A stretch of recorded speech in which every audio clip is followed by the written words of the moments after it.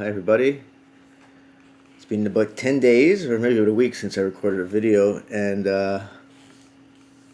I'm still in the same hotel, but I'll be gone as of, well, I'll have my place as of Saturday, so I'm less than 5 days away. I'm really happy. I thank you to my supporter. Oh my God, you saved me. So this video is about something I don't hear many people in the community discuss in any positive light, and I believe it's because, well, I'm not really sure why. The topic's religion. It's not really about God. It's himself or any particular religion. It's about the concept of religion, because I'm a little disheartened because I was brought up by narcissists, by parents who used religion, and they had no faith in a higher power at all. So they perverted my concept, and I believe that is happening to a lot of people. If it's not through their parents, it's through the media or society, and they basically distort the purpose of belief, of faith.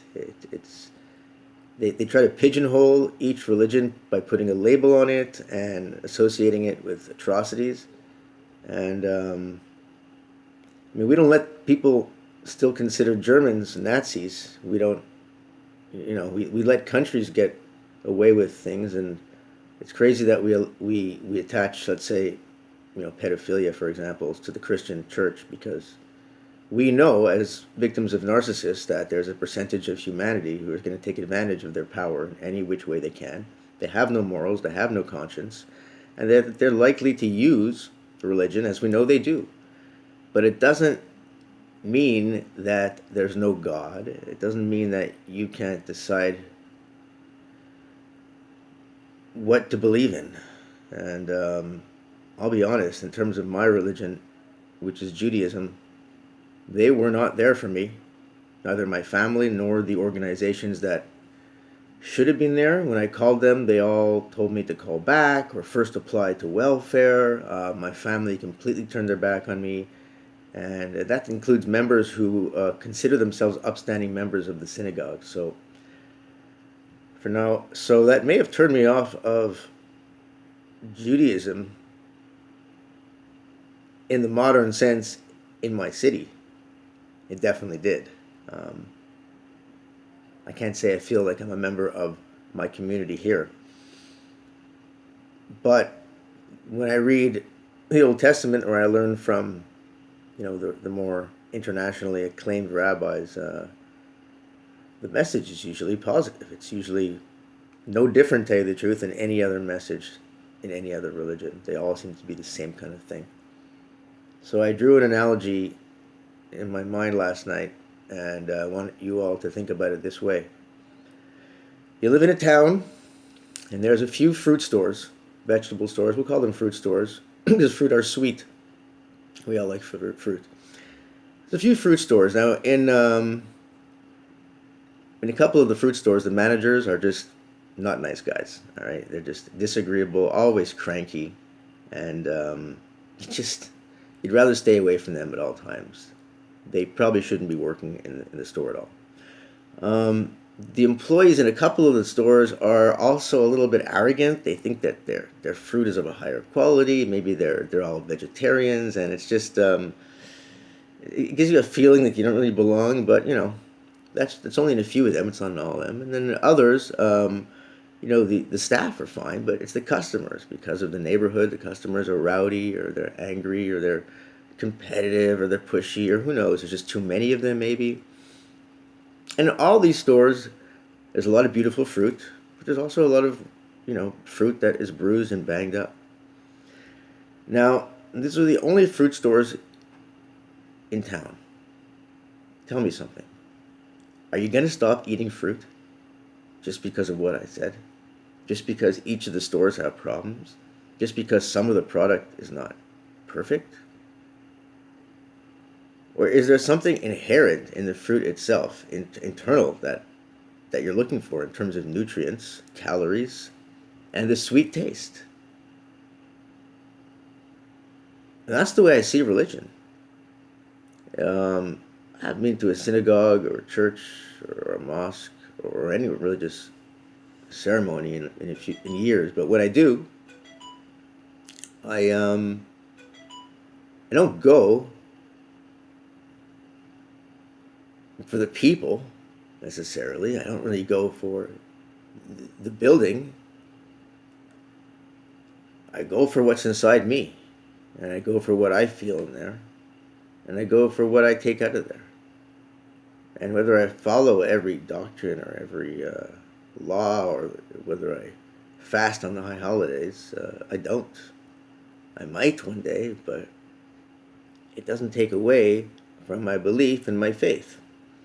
And what I think is ironic is that there's a lot of a lot of people today who turn to alternative theories on the web, people like David Icke or Alex Jones, and they follow these people intently, and they kind of replace religion with these guys, so they have faith in an author or authors or in a movement or in theories that, well, in the end of the day, a lot of these theories, a lot of these authors, Icke and Alex Jones, they like to validate their theories by saying, look, even the Bible said it, or this, look, we have historical evidence that it's true. Well, if they're validating their stories by referencing scripture, the Bible, a religious, historical fact, whatever it may be, well, that says something, doesn't it? And finally, I want to talk about a scientific theory that I think actually motivates this video, and that's that I believe in the scientific theory of, I guess a lot of us do, right? Power of attraction, in the sense that there's a multiverse, a holographic universe in which we can kind of determine our future. Now, I believe in that a lot. It seems to have come true in this case. I saw myself losing everything. I saw my parents, my family, my friends disappearing. I realized I didn't have a job. I knew I had skills to make money, but I had faith that the universe would not push me right back into that, because it would be forcing myself back into the capitalist system, working for narcissists, and I'd be on the hamster wheel. And all I really needed was a little time away from I needed a life away from my narcissists. I needed time alone, and I can now reinvent myself, as I am doing off screen, as you'll soon find out, for the better of the world. For the better of the world, not for some corporation to nothing. Like I was going to say, so I can benefit them. I can't even say I benefit a corporation. I'm just one of 100, 200 people. I help benefit the corporation for that quarter, if they want to pay any attention to what I was doing. It's almost like I don't exist when I do that kind of stuff. So, assuming you believe in the power of attraction and the multiverse, and that you can control your future, well, how do you do it? It's by imagining what you want, right? It's by saying, this, here's where I want to go. But if you don't do that with faith, then you're not really doing it. If I say, well, tomorrow I want to be driving, well, I won't say that because I don't want to be driving. Tomorrow I would like to have, I'd like to be living in a castle in the city. An old church that has been sitting dormant. I'd like to convert it into a castle for myself tomorrow. Now, I have no faith that's going to happen, so it's not going to happen. On the other hand, the things I do have faith in, that, for example, on Saturday I'll be living in an apartment in which I won't have to wake up stressed out and go to sleep stressed out, and I'll be able to really start being myself and putting some of my plans in action. Well, I have faith that's going to happen on Saturday, so there's a pretty good chance it's going to happen. So faith is behind it. And you can say it's belief, but it's not, because if you believe something's going to happen, you have faith that the world's not going to change too much. And if you have faith that the world's not going to change too much, you essentially have faith in the universe. And once you have faith in the universe, remaining relatively constant. Um, for me, that's really what God is, right? It's that consistency in values, in geography, in physical atoms, in the forces of physics, and all together it becomes a intelligence. So that's the way I see God. It's that it's all of us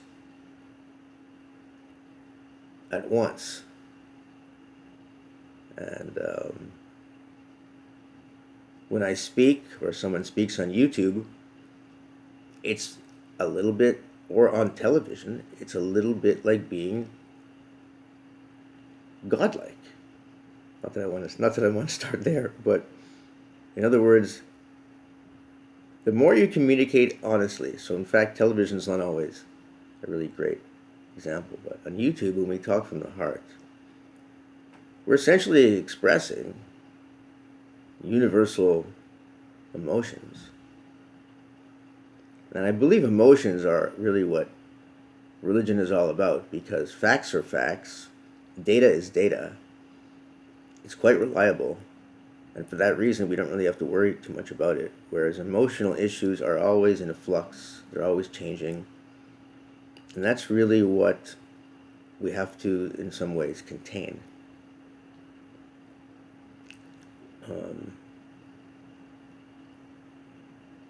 So that's really my thoughts. It comes down to things like, with religion, we can look at, Christianity, Islam, Judaism. We can also look at, McDonald's, Wendy's, and Burger King. And we can look at Microsoft, Apple, and Android. And when these three triads, is there really a difference? If I love Burger King and he loves Wendy's, we're still the same. We're still praising the burger, all right? That's what it comes down to. Same with the internet or technology. No matter what of those main three platforms we're on, we're all basically praying to the web, so to speak. We're in awe of it. So I'm going to let it go there. I think it's really important because religion and God and all that, they've been there for a lot of people when we really need them. They've been there for me when I was arrested a few times and ended up inside the can. What was there? It was a Bible. That's all there was to do. Now, someone can say that's luring, that's using bribery by having it there at my lowest point, but it's something. It's something. No one else thought about, poor dude sitting in the station over like 2 nights because his ex-girlfriend decided, she wanted to go dancing or something.